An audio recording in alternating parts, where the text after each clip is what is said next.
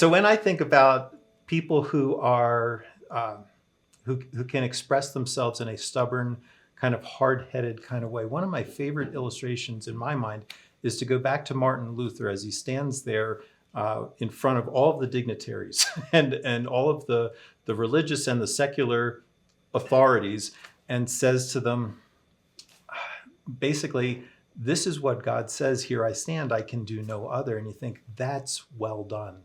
And you want that kind of image for your child, so that whether it's the kids that they hang around with wanting to do something on the playground that they should not be, or getting into trouble in a dating kind of a setting, or being tempted to cheat on their taxes at some point in time, you want them to have something inside that says, no, integrity matters.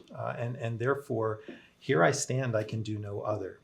But in order for them to separate and distinguish between that good kind of integrity and just, I didn't get my way, and therefore you have to channel that, and you have to help them understand there are appropriate times and places where, yeah, we literally will go to the death because this is who the Lord is and this is what honors him.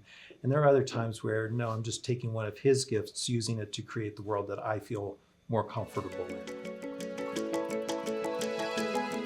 One of the difficulties with a label or with insulting our children, whether it comes from us or from someone else, is that some of those can work their way deep down inside. You're just dumb. You'll just never understand. You'll never be anything. You'll never make anything of yourself. And for many of us as adults, we can think about some of those things, that those labels that we have worked so hard to escape, or some that we never did escape. And part of our privilege as parents is to come alongside our child and to say, let's make sure that we practice bringing in the kinds of things that God says to us and holding on to those, not letting those go, and taking the ones that he doesn't say and measuring them against what he does say.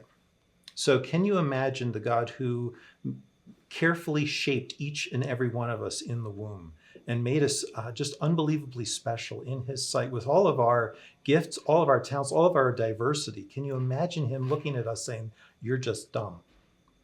And you think, no, that's not his character. That's not what he does. And so we want to do something more than say, well, God doesn't make junk. That can trivialize the issue a little bit too much. But we want to say, God gives gifts, and he gives gifts in various amounts. And so there are some things that I might want to do that I'm just never going to be able to do because of the gifts that he's given to me. It doesn't make me dumb. It doesn't make me clumsy. It just says those are not the gifts that he thought would be best for me to image him. And so I can either focus on those things that I don't have, or I can learn to prize and value the things that I do have. Part of what happens when you step into someone else's world and you encourage them is you are actually doing something that's very godly.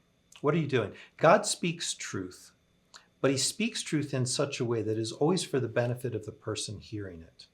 And so he doesn't speak truth in such a way that tears people down, that's critical, that's senseless, that's sarcastic. He speaks truth, even when it's not nice, but he speaks truth for the sake of the other person.